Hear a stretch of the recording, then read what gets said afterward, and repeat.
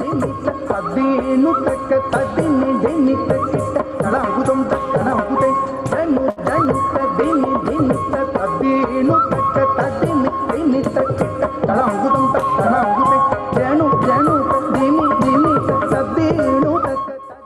everybody, I'm Maureen McGuigan, Deputy Director of Arts and Culture for Lackawanna County.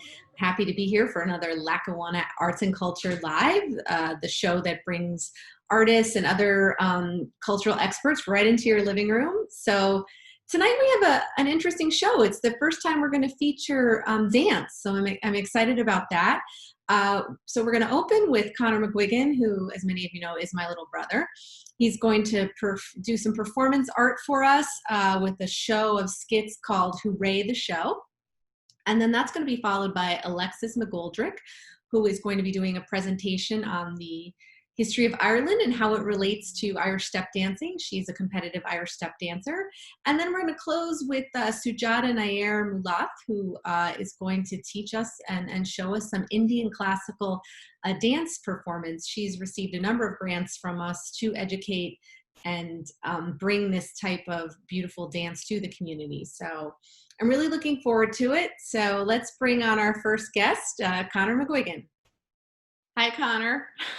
Hey, how you doing? Where'd you come from? Full disclosure for our viewers who may not know, this is my younger brother. He's a like the gray hair. I have gray hair too. He's very talented. He's been doing a lot of programmings for a long time here in Lackawanna County, all kinds of stuff. You may have seen him in the Scranton Shakespeare Festival. Yes, a long time ago, we had the Test Pattern Gallery on Adams Avenue. So yeah, you've been a long time. Ever since you were a little kid, you acted in high school plays, and that's kind of even my first production actually was Alice in Blunderland, where you were Alice in an anti-nuclear Holocaust play. My early activist days, musicals about the Holocaust. You're right, the oyster. You were a little oyster. I was the baby oyster, and I even made a joke about Geordiasis because that was all the rage back then. Yeah, what an impressive word to know. So that from your early start of being an oyster, here you are.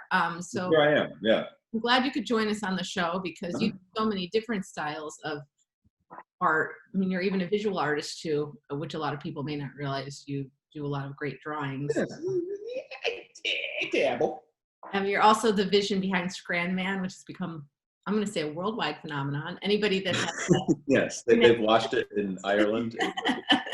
NEPA, you know, they love Scran Man. If you don't follow that page, you can follow him on Facebook. It's all about living here in Lackawanna County and Scranton and northeastern PA. But now I know sort of it's kind of strange because I did grow up with you and I have a lot of great memories of our creative house. But what is your, how did you become who you are though, from your point of view? Like what was your artistic journey, if that's not over the top, or like? Well, honestly, I mean, you and mom and dad are at the core of that. Everything I do, everything in the house was artistic. You know, with dad, everything was words. You know, what you don't, the grass just isn't green. What is it? You know, it's, you know, what words can we push it to make it better? And I just wanted to follow you around. You created worlds of, you know, if you had to clean the kitchen floor or something like that, you would pretend you're Cinderella. You would block off the kitchen. You made it an event that I want to be part of. You put the scrub brushes on your feet. We would pretend that we're like, you know, Cinderella, like pork, whatever. Oh, you're so sweet. We don't, I mean, no. Mom was constantly singing and taking me to museums and just showing me the world and how different it is. So that is everything I am, which I think, you know, for most people, you know, where you're upright. Yeah, and we've heard that you know, numerous people have said that, and I think it's just a reminder of how important early arts education is. I mean, hopefully you get it from your family, but if you're not, school, the arts is so important for people. I think those early experiences stay with you and can encourage you to become an artist. What was I going to say? Yeah, it's even hard to pick with you because so you've done everything from Macbeth, which, you know, down to, you know, your crazy baby oyster, baby oyster puppet shows. Today we're going to see a little bit of that side of you, this sort of the variety show. Describe the type of work that you do that's maybe a little different than traditional theater. Yeah, it is not traditional. It's all based in comedy. I don't do too many dramatic pieces of my own. I like to laugh. I like to make others laugh. But it is people have called it Andy Kaufman-esque, where it's a comedy, but it's bizarre. It's bizarre. I mean, the one skit, I just stand on a spinning disc and have somebody push me in a mask, which sounds very like get over yourself kind of stuff. But I don't know. I like to think the way I do it is funny, just because I commit to the entire song. I'm spinning and I say the word glory, which is just funny to me. It makes me laugh, I guess, and I know that's for if you want to, if anything, do it for yourself when it comes to art. Yeah, no, if you can laugh, if you're having fun, the audience will enjoy that. Now, you mentioned Andy Kaufman, of course, Yeah. If people don't know, I don't know how you would describe him, a little off the wall comedian, but Yeah.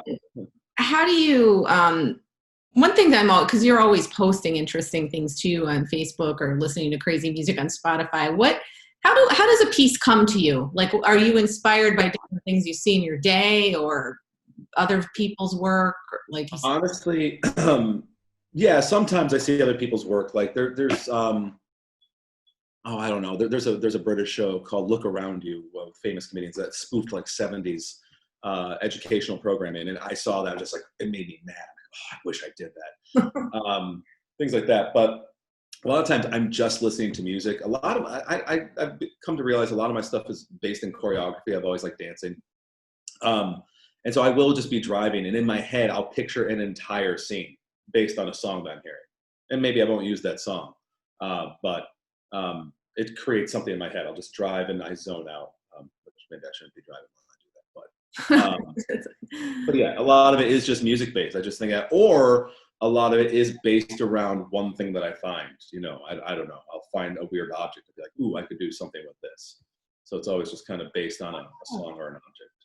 So it almost starts like early comedy, I guess, if we go back to some of the like with the bot, like a very physical idea that emerges. So that's kind of an interesting thing that maybe a lot of people hadn't thought about. Well, thank you for the compliments about me, but we're not here to see me. I'm just the facilitator. I think.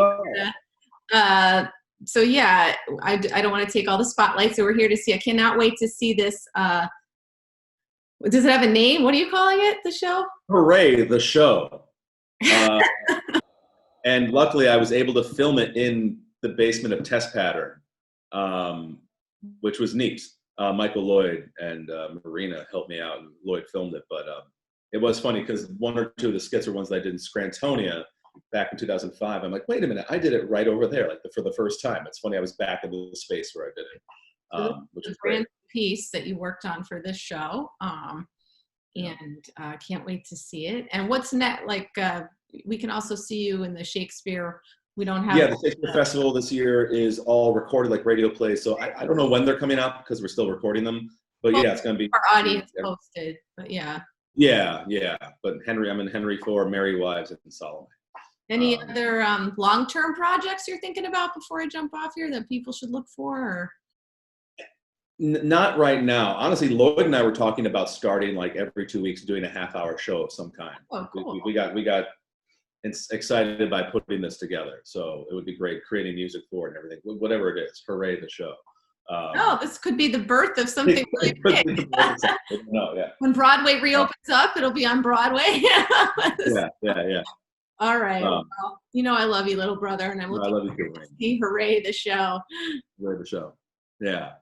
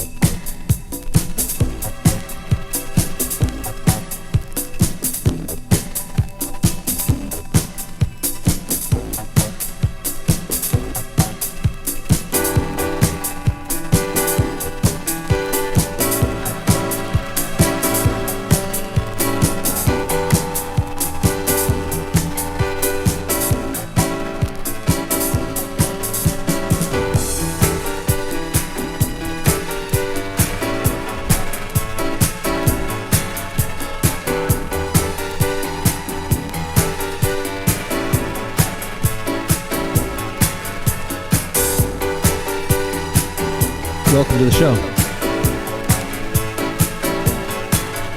Around here we like to call it Hooray the Show!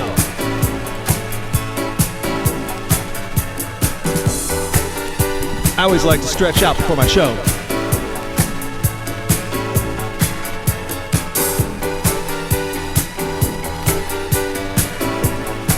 It's a good thing to do if you're watching at home, is to stretch out. Even if you're not watching the show, just stretch out.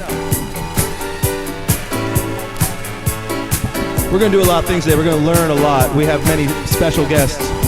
One of the guests we have is Captain Professor. He's going to teach us some stuff later on. Captain Professor, everybody. This is his son, Gordo, and his best friend, Abzo. They're going to be joining us later on, shortly after Captain Professor talks. We also have George, Jerry, Jimmy, Jerome. It's the G-Jiz.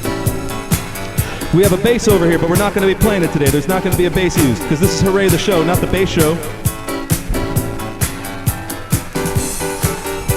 We're also going to see some Shakespeare stuff from some puppets. Henry IV, Part 1. There's going to be some spoken word poetry shortly.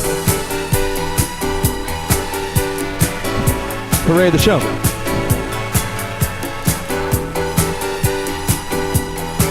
Also, we're gonna use this. Yeah. So I tell you what, why don't we get this show going? And the only way I know how to do that is with a gong.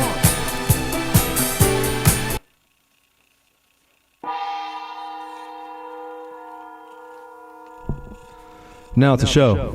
Hooray the Show. Okay. So, what I want to do is really ease into Hooray the Show. Open your minds up creatively. We have a little spoken word. I like to call it fancy words. Real fancy words is what we're going to use here. For those of you who say, oh, poetry, get me out of here. Well, boo on you. You should love poetry, and you're going to right now, because this is a poem I made of words that you might be familiar with. You know, beauty's all around you, and this just proves it. I guess at this point you could picture like a smoky cafe, and you know, somebody's got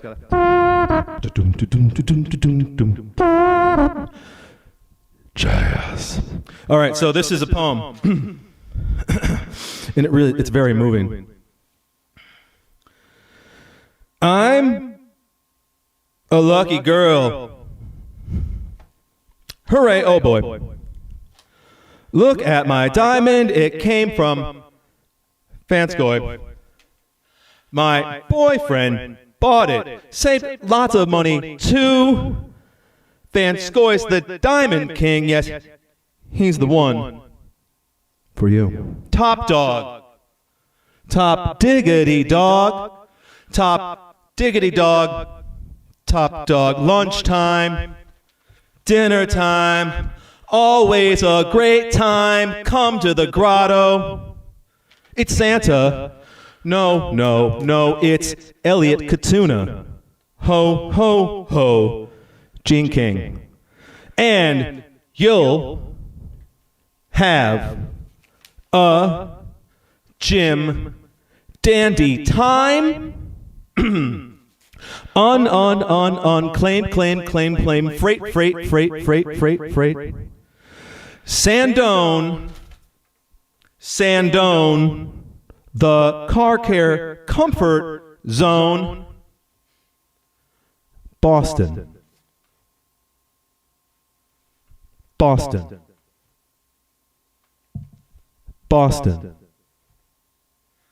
Nobody plays more Boston than the home of Boston. Rock 107. Mommy.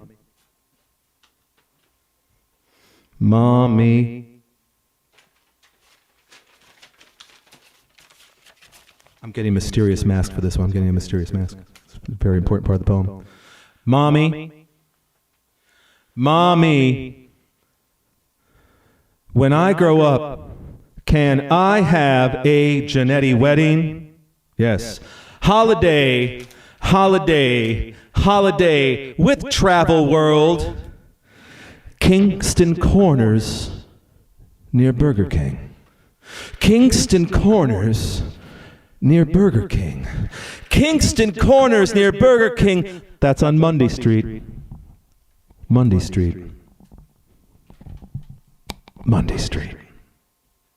I'm out.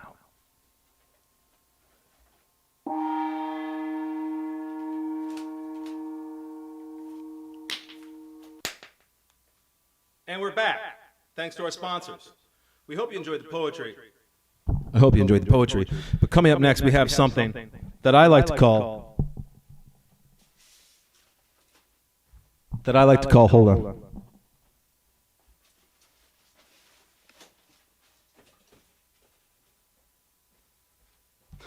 Can we stop for a second? I had a side, I don't know where it went. There it is. All right, I have a thing that we like to call Spin for Glory. It's a very moving piece, and I'm helped by my friend Adaga today. Adaga's here, and she's going to be helping me out. We've been practicing for years, and I feel this piece really lifts your spirits. I use the twister. Adaga, come on. It's Adaga, everybody. I didn't introduce her in the beginning, but there she is. Thank you, yes. Okay, so I'm going to go. Adaga, you ready? That's a thumbs up. Okay.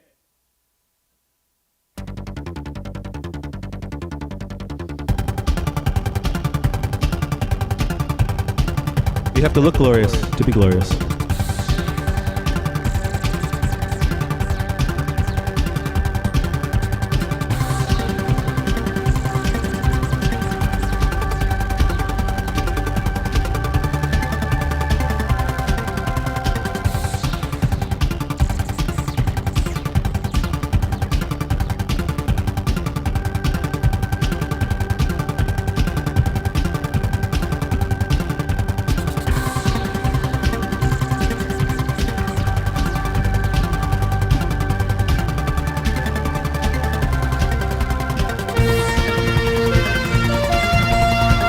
Glory.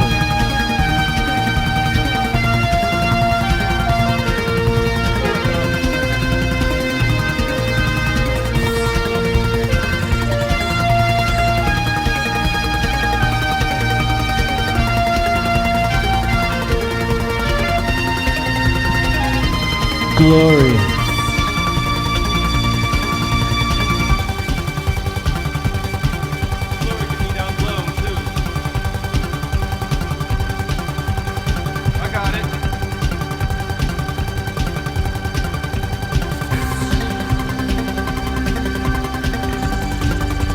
Glory.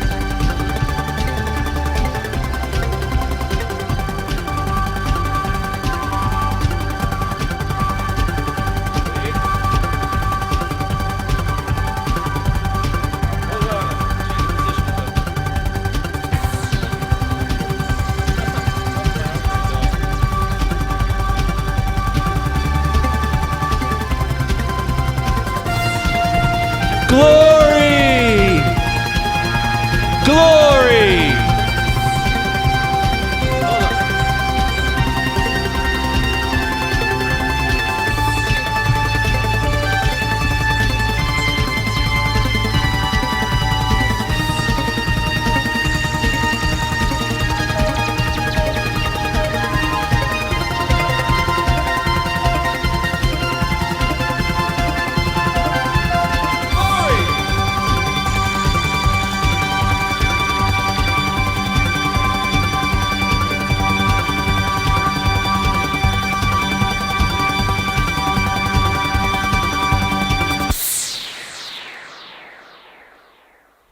That's a wrap on Spin for Glory. Well, hi, everybody. For our next performance of the show, we are going to get very classy here. We're going to get smart. What we're doing is a little bit of Shakespeare as performed only the way I know how, through puppetry. Honest performances in puppets. And today we're doing Henry IV, Part 1, Act 5, Scene 1. But we're not doing the whole scene. We're just doing the part at the end. So don't get scared. In this scene, they're about to go to war. I feel like and the king's, he's in the beginning, but he leaves soon. Then Falstaff and Prince Hal are hanging out, and they're good friends. And there's war about to happen, and then Falstaff gives a speech. So that's.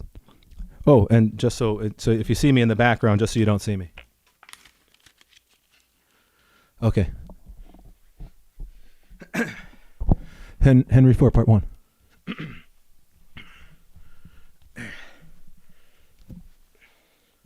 Hold on.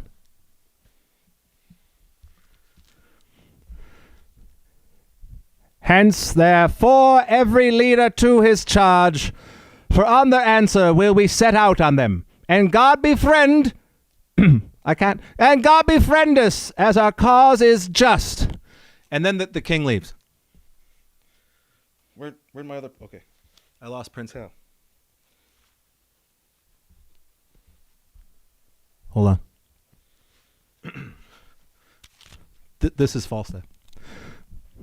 Hal, if thou see me down in the battle and bestride me so, 'tis a point of friendship.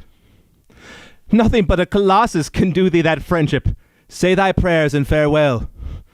I would 'twere bedtime, Hal, and all well. Why, thou owest God a death. And then Hal leaves. 'Tis not due yet. I would be loath to pay him before his day. What need I be so forward with him that calls not on me? Well, 'tis no matter. Honor pricks me on. Yea, but how if honor prick me off when I come on? How then? Can honor set to a leg? No. Or an arm? No. Or take away the grief of a wound? No. Honor hath no skill in surgery then? No. What is honor? A word. What is in that word, honor? What is that honor? Air. A trim reckoning. Who hath it? He that died a Wednesday, doth he feel it? No. Doth he hear it? No. 'Tis insensible then, yea, to the dead. But will it not live with the will it not live with the will it not live with the living? No. Why? Detraction will not suffer it, therefore I'll none of it. Honor is a mere scutcheon. And so ends my catechism.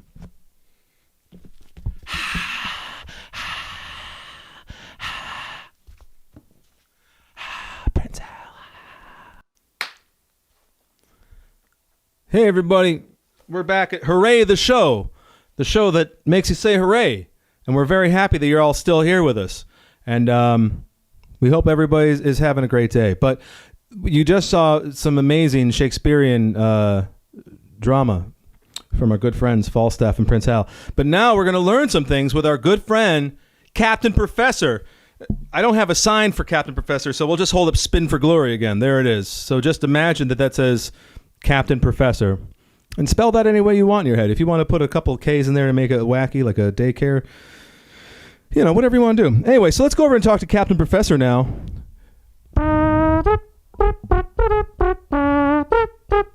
Here he is, Captain Professor. Now, for all of you at home, Captain Professor knows it all. I mean, he's very old. He's seen a lot of things. So we're going to learn a couple things from him. How you doing today, Captain Professor? I've never been better. Oh, that's awesome. I'm so glad to hear that. Captain Professor, you're one of the smartest people I've ever met in my life, and I'm so happy that you're on the show today with your son Gordo and his friend Abzo. I'm glad they're here too. He's a very talented boy, but he's not into the smarts. He's more into the dance. Oh, you don't say. Oh, well, can we see some of that dancing later? Perhaps. We'll see. Oh, he's a very stern father.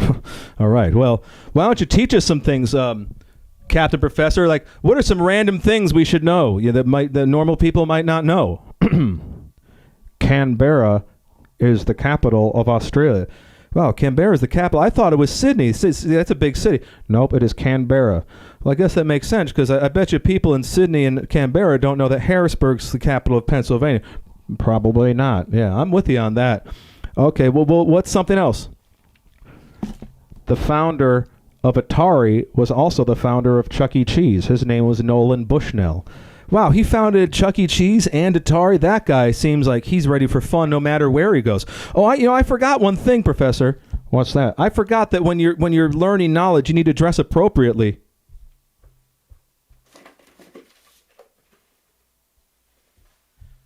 I like to come prepared for knowledge, so that's why I protect my head at all times. You know.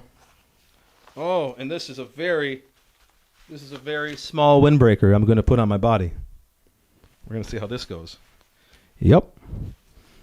It's on me now. Now I'm ready for learning. So, Nolan Bushnell, that's Chuck E. Cheese. And what else we got there? You have anything about, let's say, musical instruments?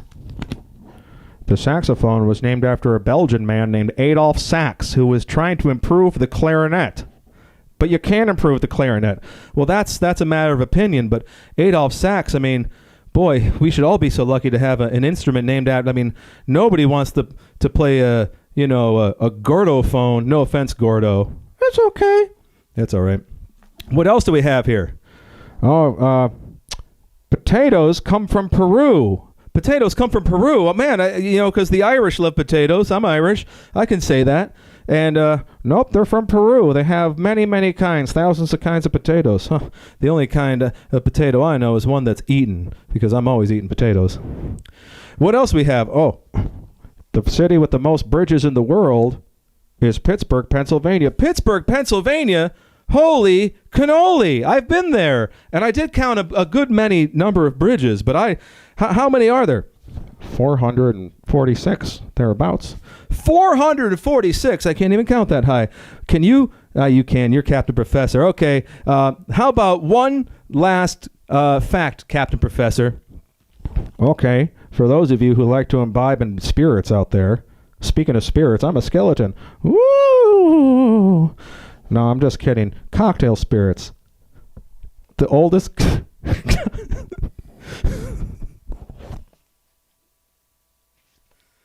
The oldest cocktail spirit in America is the Sazerac. It comes from New Orleans. The Sazerac, I've heard of that. That sounds like a fancy drink.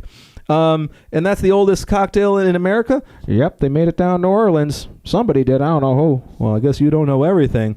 But I tell you what, my brain is overrun with facts right now. I think it's time. Could we watch Gordo dance? Oh, I suppose. He's a really good dancer. Okay, Gordo. Abzo, you just hang out. I'm going to play. Are you ready, Gordo? Are you ready to dance? I was born ready. All right, I'm gonna put you on your magic xylophone dancing area, and then we're gonna play some music for you.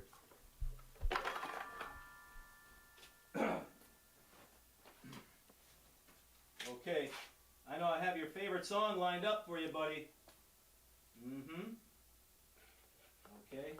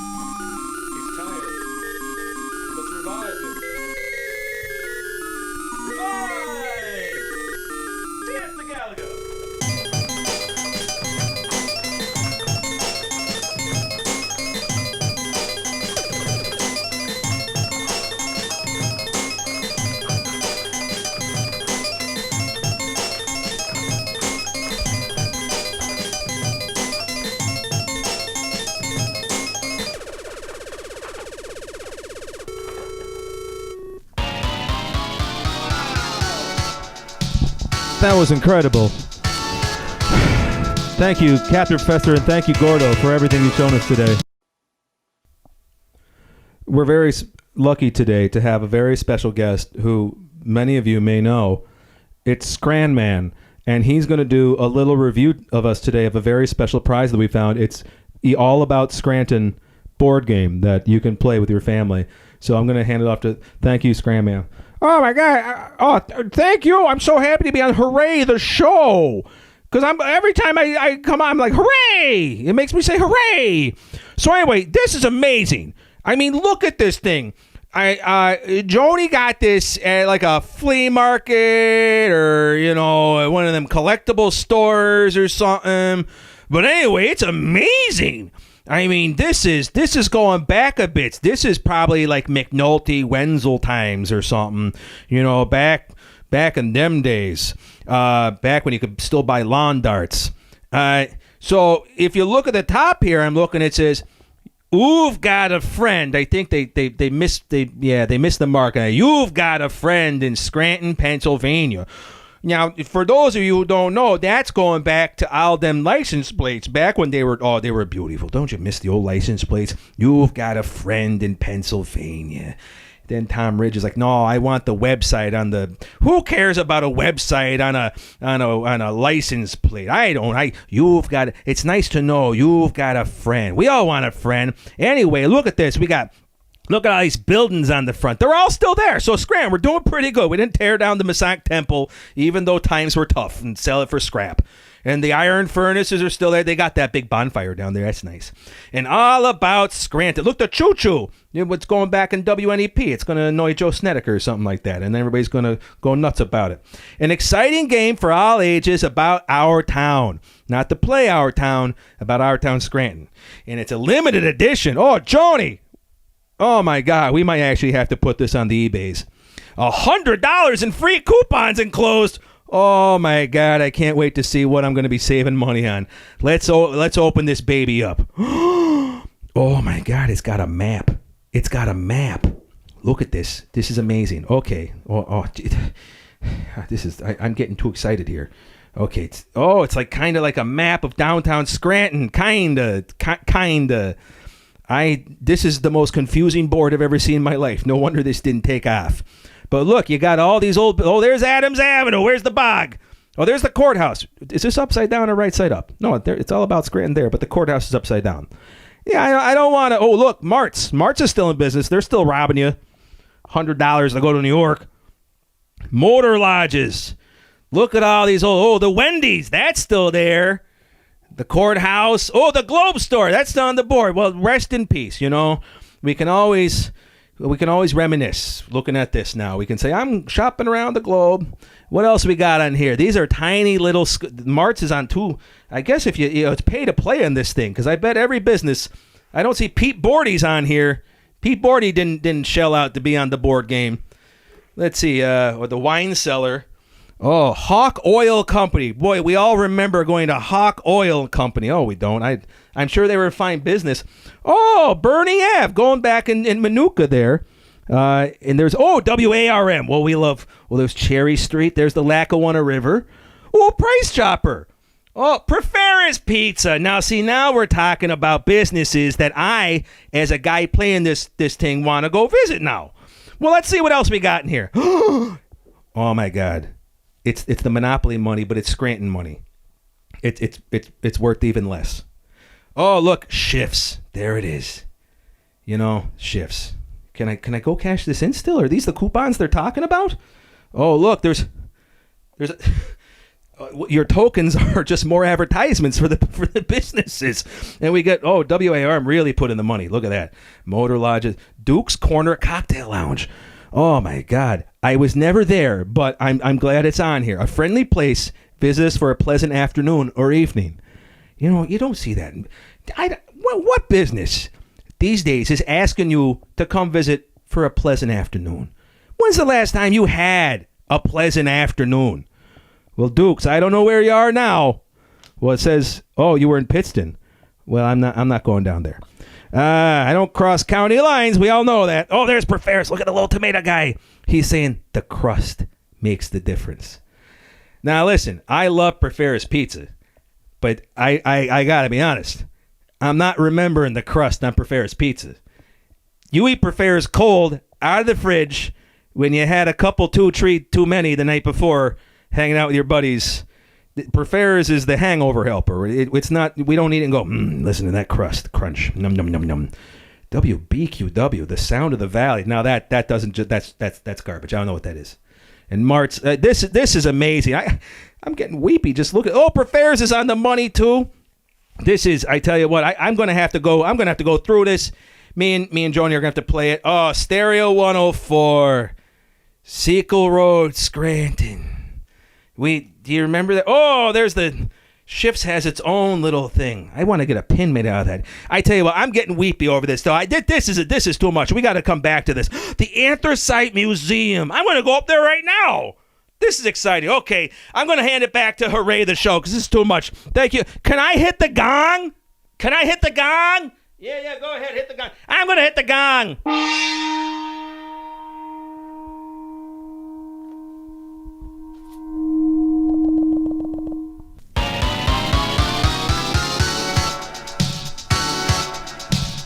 Ta-da! That was our show. If you don't remember, it's Hooray, the show. And we're so happy that all of you watched and came here and supported us. And I really want to thank Captain Professor, Gordo, Abzo, Jim and Jerry, and the peanut gallery back here that were watching you the entire time, because that's what they do. I, of course, want to thank my best assistant ever, Adaga. She is the best. If you're going to be in the business, get the best. And of course, Mystery Lloyd behind the computer camera, who did all the wonderful work. Mystery Lloyd. So this was a wonderful, wonderful day. And so just stay tuned to the next time you're looking for Hooray the Show. We'll be there.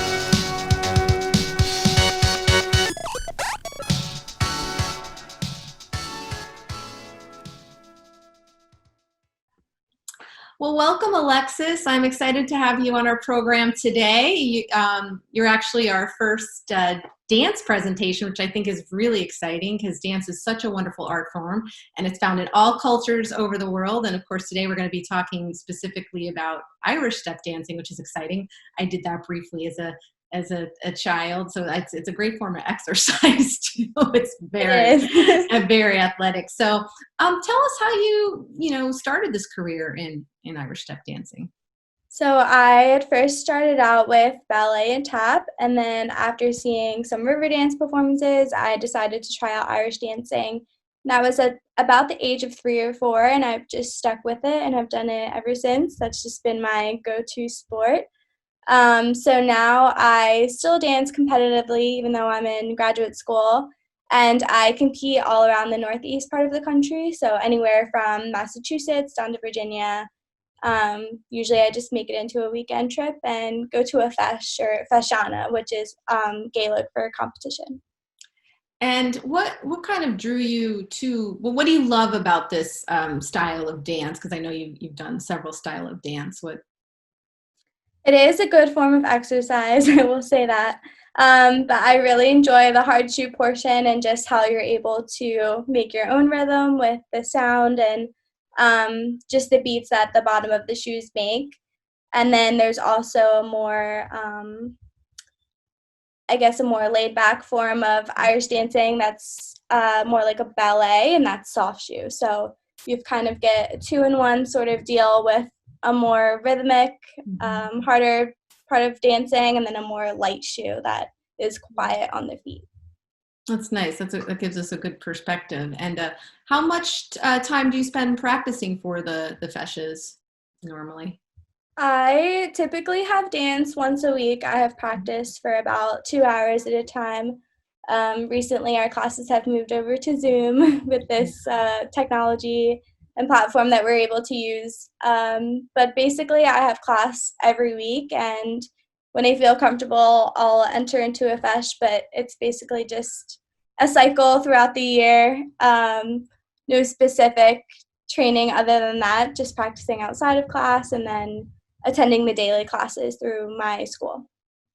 Great. And just one last question, often our families and how we grew up kind of inspires us. And I know you were saying that your family was very into the Irish heritage. Can you tell us a little bit about that, like what you experienced growing up in the Irish American household? Yes, my family is very into their Irish culture. We still have family that live in Ireland, which I'll talk about in my presentation, but I actually got to go to Ireland and meet them, which was very cool. And I think us having family that still resides in the country where my family came from is why we take such pride in the culture. Everything from just the types of foods that we eat, our favorite Irish dishes, and things like that. We really take pride in and just like to share our culture. Well, great. I think it sounds like your presentation is going to be great. Have a little bit of everything. So I'm looking forward to it. So I'm going to step out and enjoy what you have to say. Thank you again for being part of this. Thank you. Okay, so this is a picture of Ireland. You'll see in the left-hand corner is the Irish flag. So it's green, white, and orange.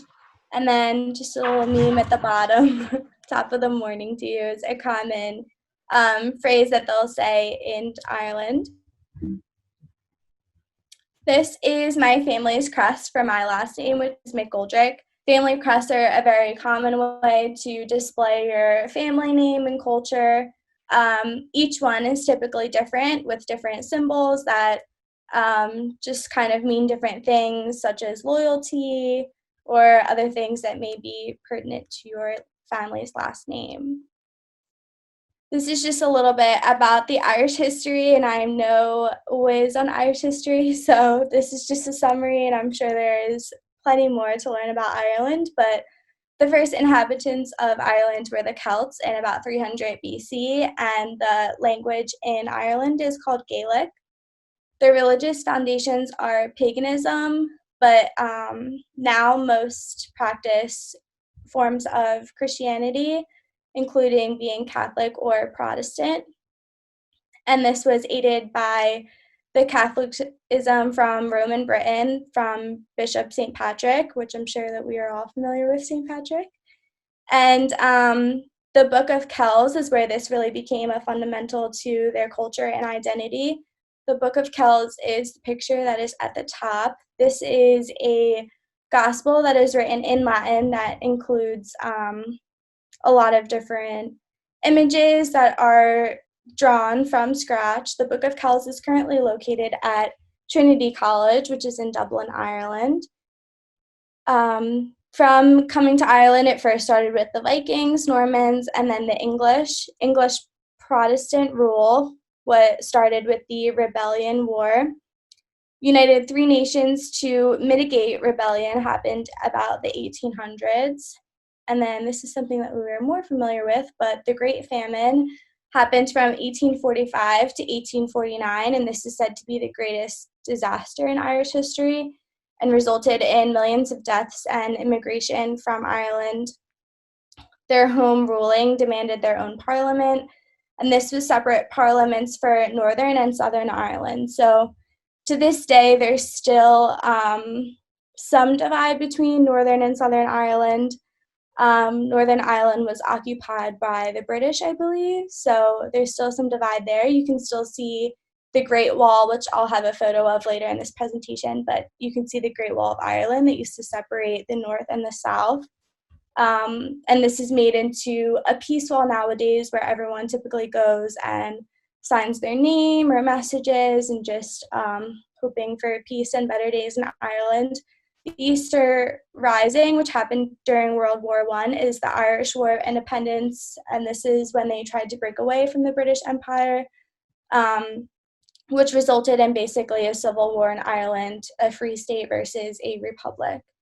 And then in the 1960s, discrimination against Catholics and nationalists, and this resulted in a Good Friday Agreement in 1998, but this discrimination between Catholics and Protestants actually still exists. My family actually participated in a summer program where we had a boy from Ireland come and stay with us. They have sort of like a foreign exchange type of program to try to bridge the gap between Catholics and Protestants and to get them out of areas that could still be going through some of this trouble between the differences in religion. So we had a younger boy from a Protestant family come and stay with my family since we identify with Catholic. And that's a program that Ireland does to try to bridge the divide. That was really cool to participate in. So like I said, the language in Ireland is Gaelic. A lot of people primarily speak English. Gaelic is seen as kind of the old language that was spoken, but their vocabulary is influenced by the Vikings and Norman French. And the Great Famine also impacted the use of Gaelic, as a lot of the people that spoke this language were poor and primary Irish speakers.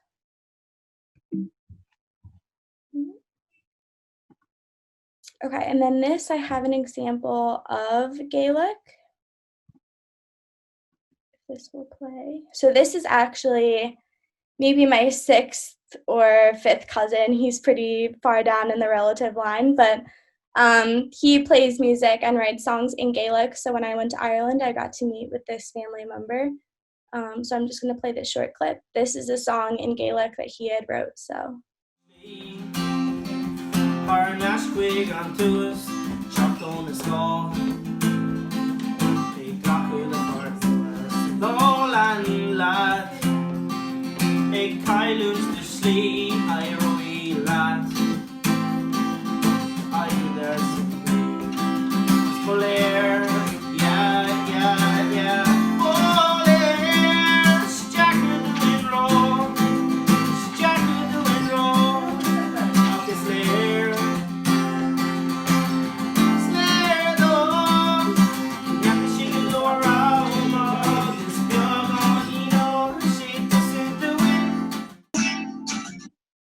So that's just an example of Gaelic, just so you could hear a little bit of the language if you're not familiar.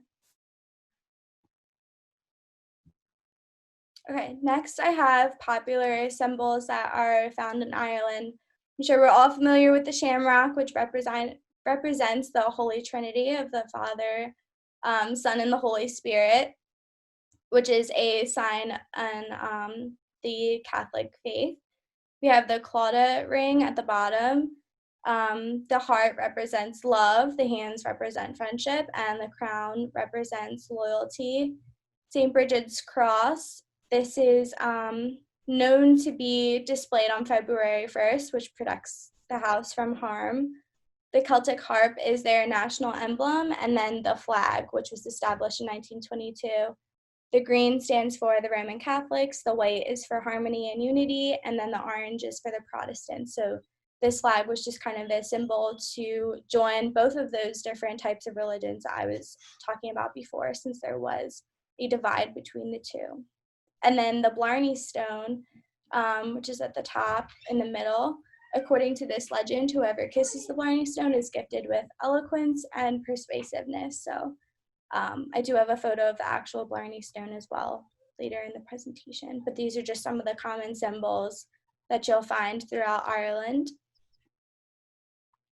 So the religion, I talked about this a little bit before, but most identify with a type of Christianity, such as Roman Catholic, as you see from this chart here. There is no official language in Ireland, but that's how most identify with. So the Celtic religion had a major influence on Ireland long before the adoption of Christianity. According to legend, St. Patrick brought Christianity to the country and used the three-leaved clover, which is a shamrock, to explain the concept of the Holy Trinity, which is the Father, Son, and Holy Spirit, as I had mentioned in the previous slide. Today, the Catholic Church runs 90% of state-funded primary schools and approximately half of all secondary schools, and the holy days of the official Irish Catholic Church calendar are observed as the national holidays of the country. So even though it is not said to be the official religion, they obviously have a lot of influence on the country. So, and this is not entirely the case in Northern Ireland, as 48% of Northern Ireland is Protestant and 45% is Catholic. So holidays that are observed, they observed a lot of the same holidays that we do, especially if you are a Catholic in the United States, but they observe New Year's Day, St. Patrick's Day. Their festivities are a little longer than ours, as ours is only on one day. Theirs take place throughout a 4-day period from March 15th until March 18th, and it is Ireland's biggest annual festival. It's a celebration of the Irish patron saint, St. Patrick, and you can find the street theater, fireworks, international carnival, bands, and music throughout the country. Easter Monday is celebrated. These are some of the holidays in the Catholic Church. Bank holidays, so these are celebrated the first Monday in May, June and August, and last Monday in October. Christmas Day is celebrated. St. Stephen's Day, which is Boxing Day. This is the day after Christmas, and it's recognized as a public holiday. The traditional ancient practice of carol singing, wren boys, is reenacted when groups of children dress up and call to the doors of the houses in the neighborhood singing the wren. So as we maybe go around caroling, they celebrate a similar version of this in a national holiday. So Northern Ireland also observes Good Friday and Battle of the Boyne. So they observe a few more holidays than Southern Ireland.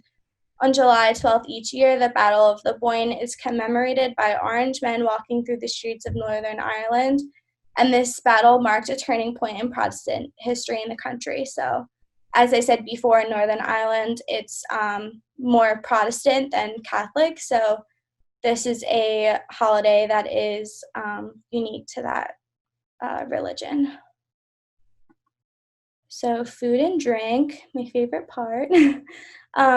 Irish stew is something that I actually have a lot. It's typically made with potatoes, carrots, a type of meat. It's basically like a soup type of consistency. Potatoes are also very common. Corned beef and cabbage, so beef, carrots, and cabbage. I also typically eat this in a soup type of consistency. Usually there's a broth that is made with this. And then Irish soda bread is seen as a bread that is eaten with meals or even as a dessert with butter. And then food and drink. So tea is very common in Ireland. Irish coffee, I'm sure we're familiar with alcoholic beverages of Guinness, Smithwick's, Jameson, and then Bailey's Irish cream. These are some of the musical instruments that are found in Ireland. Their harp is basically a symbol of Ireland. And then bagpipes, the fiddle, flute, tin whistle, and bodhrán. The bodhrán is seen in the bottom right-hand corner. It's more like a hand drum, and then the drum that is used to make the noise is double-sided, so it's typically used in this kind of motion so that they can make fast beats with those drums. The bagpipes are seen in the top right corner. I'm sure we're all familiar with those. And then you can see the woman playing the harp. So history of Irish music.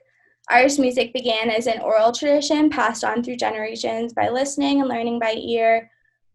Things weren't formally written down on paper yet, and this began over 2,000 years ago. The harp was the most popular instrument in ancient times, and they were originally employed to play and create music for nobles. It wasn't until 1762 that tunes were officially written down for the first time, and collectors began to travel the country, compiling music that is still popular today. In the 1840s, during the Great Famine, over 2 million Irish people immigrated, and ironically, this resulted in helping to bring Irish music across the world, especially in the United States. In the 1900s, recordings of Irish music had a dramatic effect on tradition. They began to speed up the tempo of their tunes and began to use the piano, accompanying instruments such as the fiddle and bagpipes. Continuing on, in the 1960s, Irish's main setting was in houses and pubs in rural areas, which is obviously still common today, and music was mainly played to be danced to. Sean, I'm going to butcher this name, Sean O'Rada, made way for a much wider audience when he came up with the idea of playing solos within a group. The first group concert was played in a theater in Dublin. In the 1970s, they began to become more innovative with Irish music that includes influences from the American and European folk, and newer sounds were emerging. In 1980s, musicians began exploring new areas that included Irish music with rock, reggae, punk, hip-hop, and jazz. And some popular artists included Sinead O'Connor, Enya, and the Dropkick Murphys. The Dropkick Murphys actually just had a performance at the Boston Stadium this past week or two, I think. So they were just playing in the US fairly recently. So Irish culture in the United States, St. Patrick's Day is the most popular day when we would see everyone who identifies with the Irish culture come out and participate. In the right-hand side, you can see crowds. Usually there's a major Irish parade in every major city in the United States. I know Scranton has a big parade, and they love this holiday. In the left, you can see this is the Chicago River. Chicago actually dyes their river green that flows through Chicago, so that's a great sight. And in the middle, this is something that is more an American type of dessert, but it's called Irish potatoes. I didn't put this under the food slide prior because my family in Ireland have never heard of this food before, but it's basically more of a dessert that compiles cream cheese and coconut, and then it's dipped in cinnamon. So that's something that becomes very popular that you'll see for sale in the stores around the United States. And then I'm going to talk about the University of Notre Dame a little bit. This is where I did half of my undergrad, so I learned even more about my Irish culture and heritage in this way. But here you can see Notre Dame's campus. And they're just known for their Irish culture in the United States. Their mascot is the leprechaun, which you can see in the bottom half. I actually continued on with my Irish dancing career at Notre Dame, and I was on the Notre Dame Irish dance team, which was very fun. So they have a great Irish heritage as well. And then I have a video of me Irish dancing. This is actually at Notre Dame, so you might be able to see some of the campus in the background.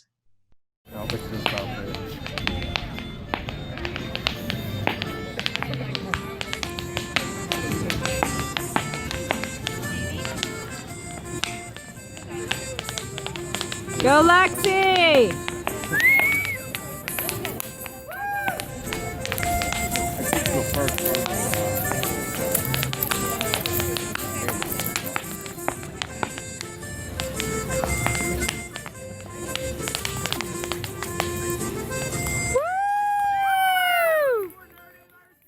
My aunt cheering me on that came in for a football game, but that is actually an example of hard shoe Irish dancing, so hopefully you can hear all of the little clicks and taps that those shoes make as you go along.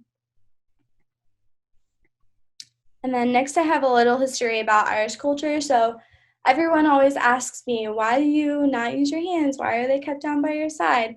So there's a few different theories of why this could come about. The first is a suppression of culture. So Irish dances were said to be brought to dance for the Queen, and these dancers refused to raise their arms to her and kept them rigidly by their sides as they danced out of defiance. So this goes back to the whole divide between Northern Ireland and Southern Ireland, and Northern Ireland being occupied by the British. The second theory is suppression of culture. So other stories relating to the English telling how the Irish would go into pubs and dance behind the bar with their upper body straight so that the English would not be able to tell they were dancing. Let me go back. The third is the church. So it's often said that the Catholic Church disapproved of certain aspects of Irish dance and would do what they could to control or stop it. So people would dance with their arms straight so that if passing by a priest or looked down in the window of a house, they would not realize that they were dancing. Apparently, the church did not want boys and girls to hold hands, so this was just seemed as an etiquette within the church of why they would keep their hands by their side.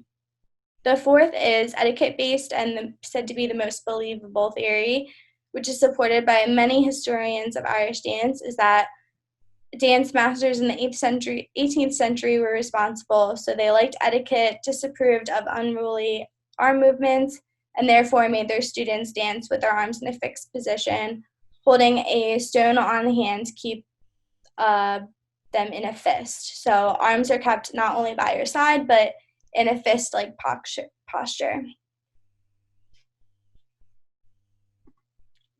These are some popular tourist attractions in Ireland. So I don't think I have a pointer on here, but that's okay. In the top left-hand corner, you can see me signing a wall. So this is the peace wall that I had talked about that separates Northern from Southern Ireland. A lot of people go and write messages, sign their name there, and the wall can still be seen today. Going on, I'm going to go across. So next to that, to the right, that's me dancing in front of Killarney Castle. Continuing on, this is the post office in Dublin. So this post office is significant because this is where I think it was the rebellion group would hide during the Eastern Rising, the war that I'd previously talked about. And to this day, in the columns that are in the front of the post office, you can still see bullet holes and things that are still evident on the building from the war. The top right hand is me sitting at the cliffs of Moher. I'm going to butcher that name too. Going down in the middle, all the way to the left, is that is Blarney Castle. To the right of that is just a picture of downtown. I believe this is in Dublin, just so you can get an idea of some of the streets. So some of the streets are blocked off to no cars, and there's typically many shops, bars, and little tourist shops that you can go into. Next is Trinity College. So this is where the Book of Kells is actually located. After that, me bending over backwards, that's me kissing the Blarney Stone. After that, this is another university. I believe it was in Dublin, if I'm not mistaken. After that is the Knox Shrine. So my family is from right by where the Knox Shrine is, which is in County Mayo. And the significance of this church is there's said to be a lot of just things that have happened that symbolize the Catholic Church, such as seeing revelations or other signs from the Holy Spirit. Next is the Titanic Museum. So the Titanic was actually built it started at one point in Ireland and then left from the Southern Ireland. So some of the building of the Titanic took place in Ireland. So there's a lot of different museums regarding that. And then these are just my references. So that's all that I have. I'm going to stop my share. There we go.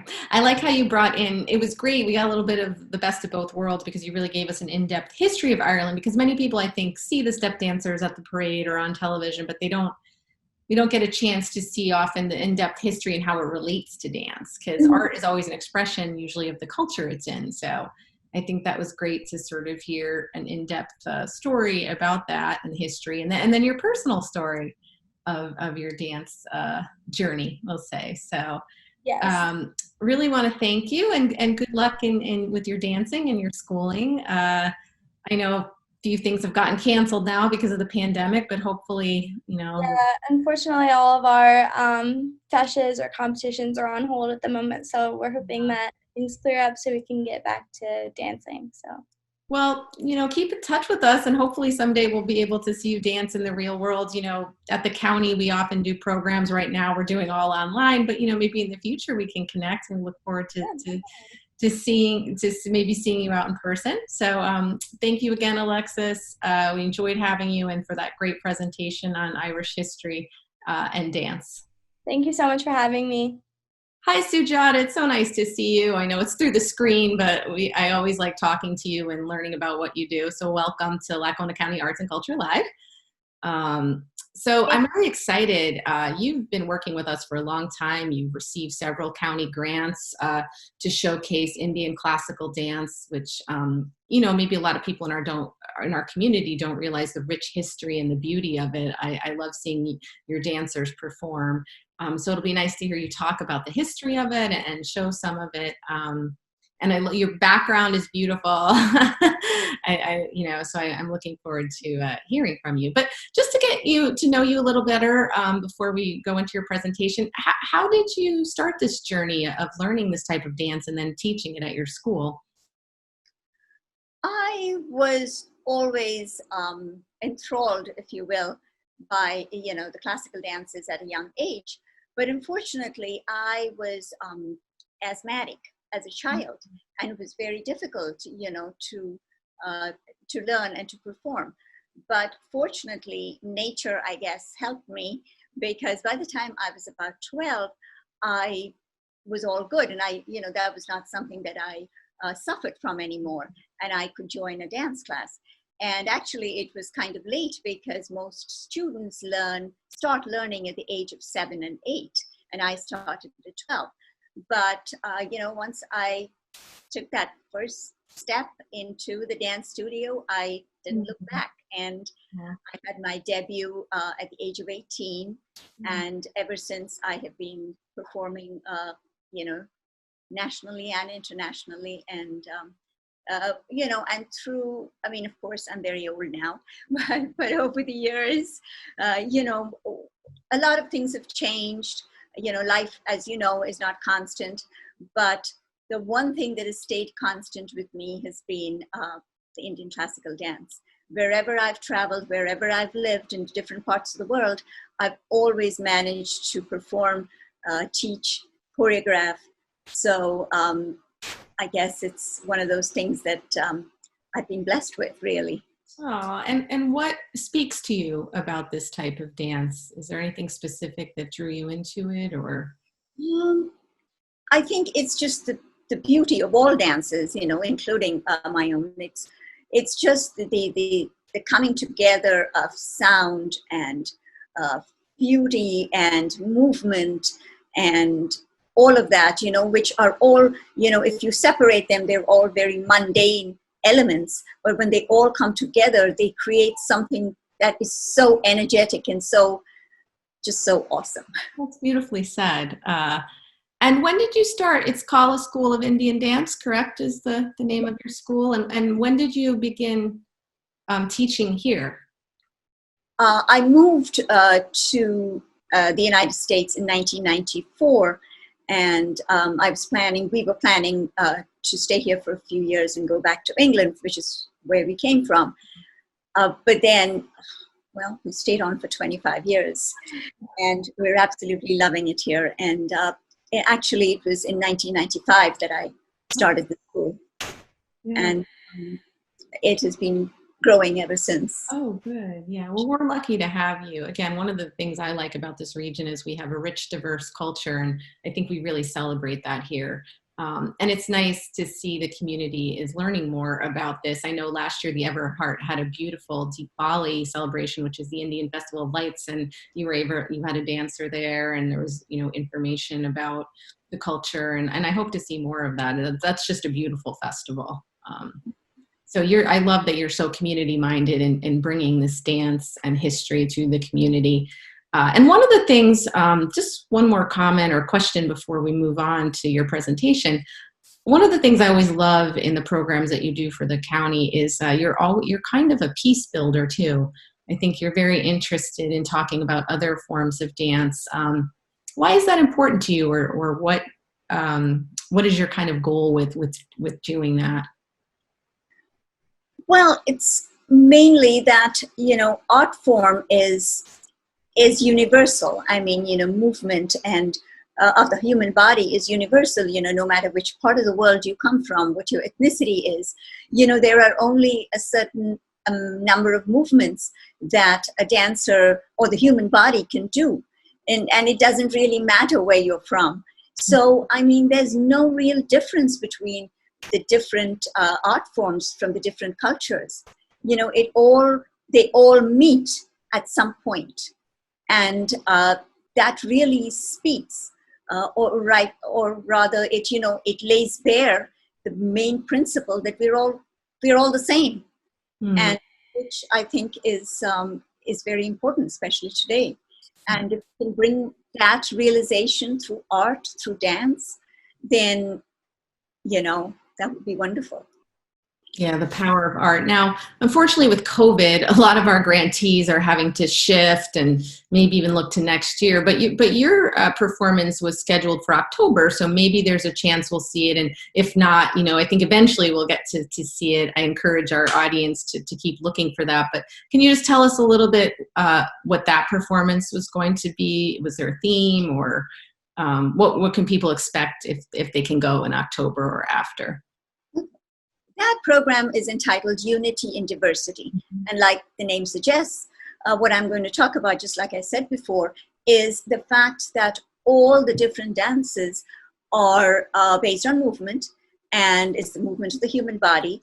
So no matter what the style is, the movements synchronize at some point. They come together. So what I hope to present there is, to try to bring together a confluence of cultures, in that I will have Indian, traditional Indian classical dance, and at the same time I will have classical ballet. And then we will have a performance where classical ballet and Indian classical dance, they merge together and they perform together to the same music, which, proves that, no matter what the culture is, what the differences are, there's always a place where we can come together. Oh, so important, like he said, to hear that message in today's world. Well, I'm going to jump out because really we're here to see your presentation, and then I'll come back in to thank you. But I'm really looking forward to this, and I'm sure our viewers are going to love it too. So thank you, Sujata. Okay, we're going to try our best, and we're praying that there will not be any glitches, but I hope, all of you enjoy this presentation. So I'd like to begin with a namaste, which is the traditional Indian greeting. So namaste to all of you this evening. And today I am going to take you on a journey. The journey is the journey of Indian classical dance from the Orient to the Occident. Now, before I start the story about Indian classical dance, I just want to talk to you a little bit about my school. It's the Color School of Indian Classical Dance, where I teach the classical art to young students. I've been teaching since 1994, and many of the dancers have become accomplished artists of their own over the years. So just to let you know that it is the pure classical dance form that I teach in my school. Now, this art form is being performed today all over the world. If you go from Uzbekistan to South Africa, from the United States to Japan, wherever you go, you will find practitioners of this dance who are, performing and teaching this art form, right? But this journey was a long and eventful one, if I can say that, because it started in India, and now it is here in the Occident, in the Western world. I would like to start with the map of India. Just like the United States, India is divided into several different states, and this art form originated in the southern part of India, that is deep down south in the state of Tamil Nadu. If you look at the map, you could see it's in kind of a darker blue. That is where this art form originated.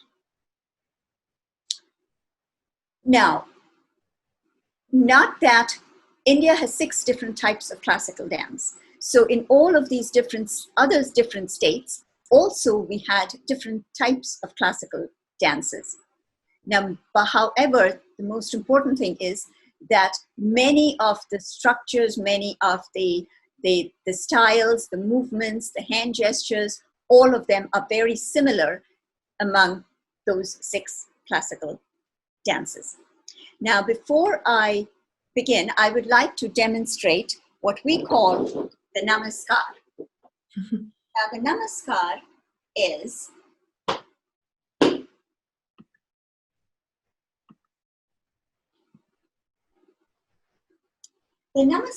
a salutation. It is a salutation to Mother Earth. And this is something that dancers do before any performance and even before they come, they start dancing when they come to class. So it's one of the first things that the dancers do. And the namaskar is a salutation, like I said, to Mother Earth, where we are seeking forgiveness from Mother Earth and saying that, you know what, for the next half hour or 1 hour or 10 minutes, we are going to be banging on you and stomping on you and, hitting the ground. So please forgive us, because Mother Earth to Indian culture is very important, because it is the earth that gives you your food and your fruits and flowers and all of that. So this salutation is important, and the salutation is one of the first things that, we do. Now, when did this art form begin? If you read articles about Indian classical dance, they'll say that it's about 2,000 years old. And yes, we have literary evidence from the 1st century CE, the Common Era, which talks about this art form. It talks about the dances, it talks about the dancers, it talks about the costumes, and it talks about the repertoire. And in that, it also says that this art form, started many, many years before. So it probably is older than 2,000 years, but we know that it is at least 2,000 years old. Okay, and so that is, what makes it. That's what makes it very old and interesting as an art form. Now, Indian classical dance has a very structured repertoire. All performances begin with an invocation to the divine. And in this dance, they seek the blessings of God for the success of the performance. So the first dance that I will be showing you is performed by one of my students. It is an invocation. It's an invocatory piece seeking the blessings of God.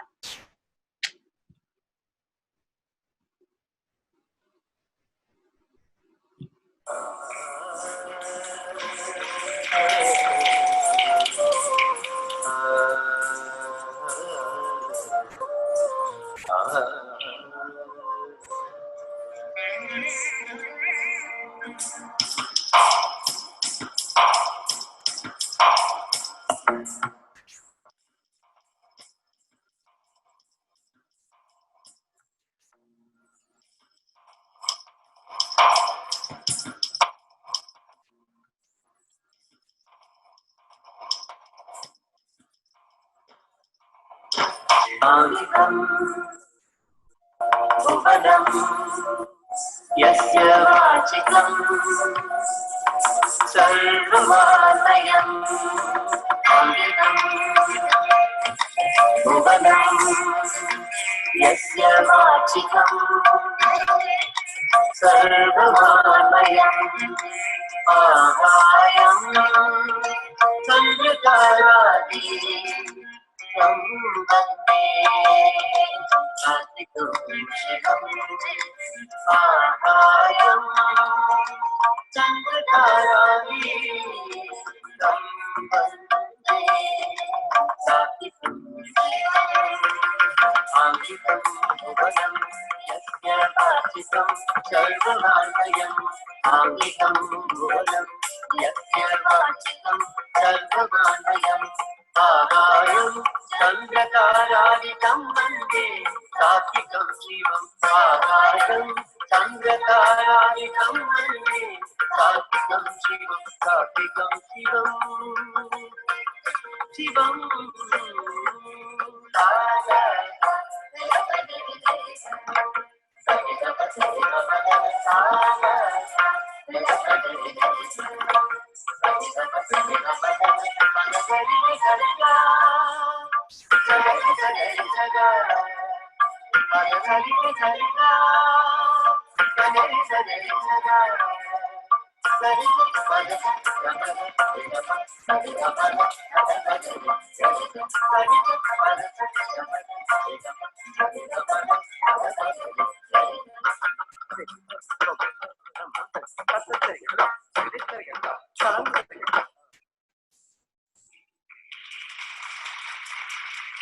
So now the dance that you just, that was just presented was an invocation to the divine, and it talked about, the sounds of nature being the speech of the divine, and the moon and the stars and the clouds are all the adornments of the divine. So from the content of the dance, you probably understood that there was an element of religion, or the origins are somehow associated with religion. And that is right. The next picture that I am going to show you is that of a typical Indian temple. Now, this is the Hindu temple, which has a very structured architecture. There are specific rooms for the main sanctuary and for the other places where the other religious activities take place. But one very important religious activity was dancing. Dancing, or this classical dancing, was a part of the daily ritual of the temple. So what happens is that, if there is a morning prayer service, there would be a dance performance. If there's an evening prayer service, there would be another performance. So the idea was that, the sound and music and grace and beauty are all, gifts of the divine. And that which was given by the divine is offered back as a form of service, as a form of prayer service. So this is where the dance form originated and where it was nurtured for all those many years. Okay, so it was within these temple precincts that it actually started. Now, the Indian classical dance has an elaborate movement and gestural vocabulary. All these are some of the hand movements that you probably notice the dancer using. But each one of these hand movements have a name, and they denote something. They are used as vocabulary to communicate ideas and values and principles of life. So I would now like to demonstrate some of the different hand movements and what they actually mean. So, say you want to denote an elephant. This is how you would do that. Say this is a hand, kept like this. If you use it like this, it means a blessing. If you use it like this, it's a flag. If you use it like this, it's a moon. And then if you want to show a deer, this is how you would show. If you want to show a snake, this is how it would be. If you want to show a tiger, this is how you would show that. If you want to show a beautiful woman admiring herself in the mirror, this is what you would do. So all these different hand movements, they are used to communicate ideas, like I said. So these dancers, they not only offered their dance as a part of the prayer service, but all the people who came to the temple, they were educated in Indian mythology and the basic principles of the Hindu religion through dance and through this movement vocabulary of Indian classical dance. So now in the next dance, you will probably be able to separate and see some of those movements. So the hand gestures, you will be introduced to pure dance, then there will be gestural movements of the hand, and at the same time, there will be facial expression. So by the use of all of these three things, ideas and philosophies were communicated to everyone who came to the temple. So that will be our next dance.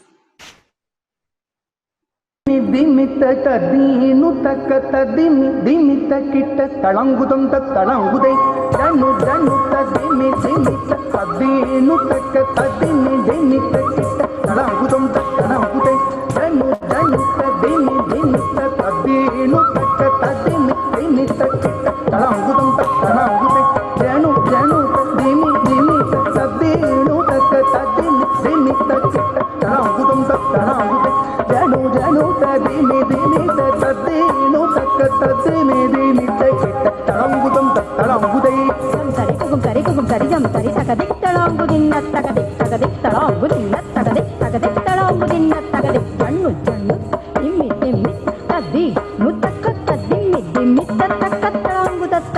తత్తరాంగుతై చన్ను చన్ను తద్దిమ్మి దిమ్మి తత్తద్ది ముత్తక్క తద్దిమ్మి దిమ్మి తత్తక్క తరాంగుత తత్తరాంగుతై జం సరికుము సరికుము సరిజం సరిదిన్న తిత్తరాంగుతక దిన్న దిన్న తిత్తరాంగుతక దిన్న దిన్న తరాంగుతకు తనికి తగదు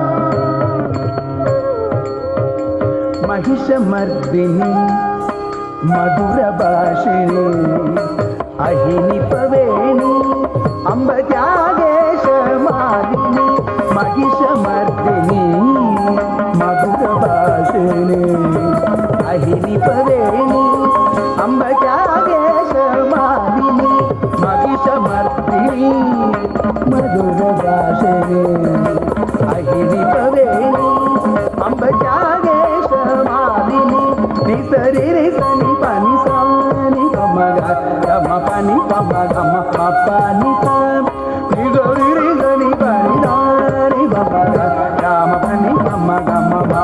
nisa pamaga mapa nisa nisa ni pa nisa sa ni pamaga nisa ni pamaga mapa nisa nisa ni pa nisa sa ni pamaga nisa ni pamaga nisa ni pa sa ni pama ni pamare pamare da aga mama ni pa sa ni ri sa ni sanna mude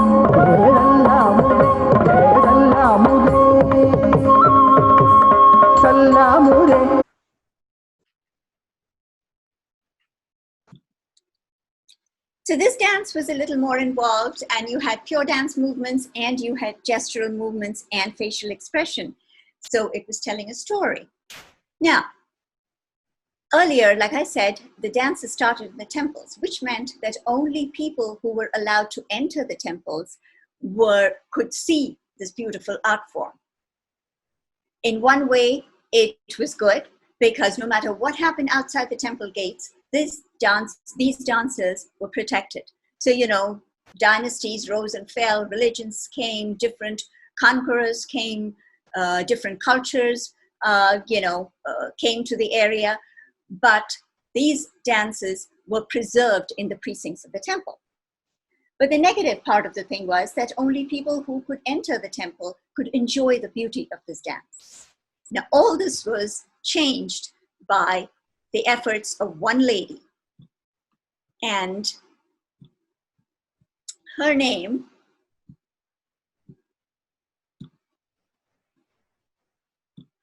was Rukmini Devi Arundale.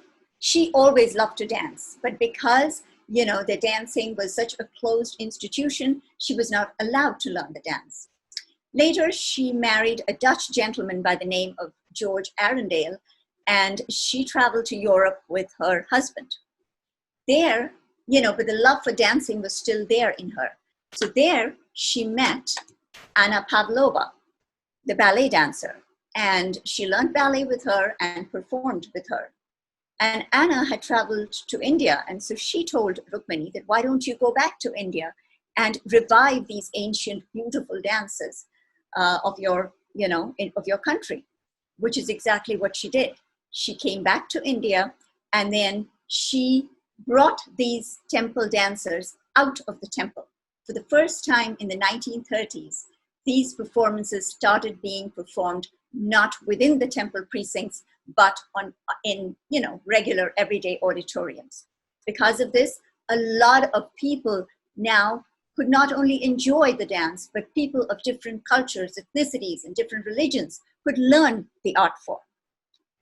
Then in the 1940s and 50s, there was the large-scale post-colonial migration of Indians, to Australia, to America, the United States, Europe. And when they went, they took this art form with them. And they started learning and performing and doing all of that. So now, here in the United States, we have a generation of young Americans, some of whose ethnicity is Indian, and others who come from a different ethnic background. But they are all learning this ancient art form, and they are bringing their culture into the art form. So even though they are from different ethnic backgrounds, they are all culturally American. And so they are bringing their culture into the using Indian classical dance to mold, or rather meld together, American culture and Indian classical dance. And the next dance that I have is a performance that highlights just that. It is a performance that I had featured in one of my productions entitled Ancient Legacies, Modern Lands. And it is performed by a group called Indian Raga, which is a group that encourages young Americans to experiment and bring together the two different cultures. So this presentation is based on an American poem by Maya Angelou entitled Still I Rise. So this is.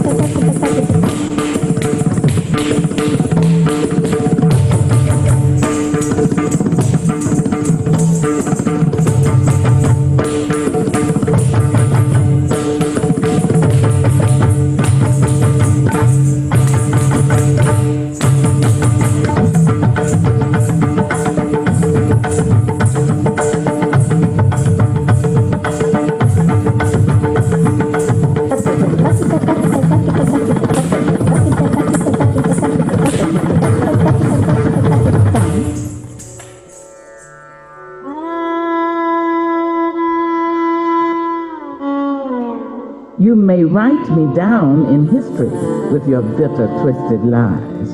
You may trod me in the very dirt, but still like dust, I'll rise. Did you want to see me broken, bowed head and lowered eyes, shoulders falling down like teardrops, weakened by my soulful pride? You may shoot me with your words, you may cut me with your eyes, you may kill me with your hatefulness, but still like life, I'll rise. Does my haughtiness offend you? Don't take it awful hard just 'cause I laugh. Does it come as a surprise that I dance? Just like moons and like suns, with the certainty of tides, just like hopes springing high, still I rise. Out of the hut of history's shame, I rise. Up from a past rooted in pain, I rise. I'm a black ocean leaping and wide, welling and swelling, I bear in the tide. Leaving behind nights of terror and fear, I rise. Into a daybreak miraculously clear, I rise.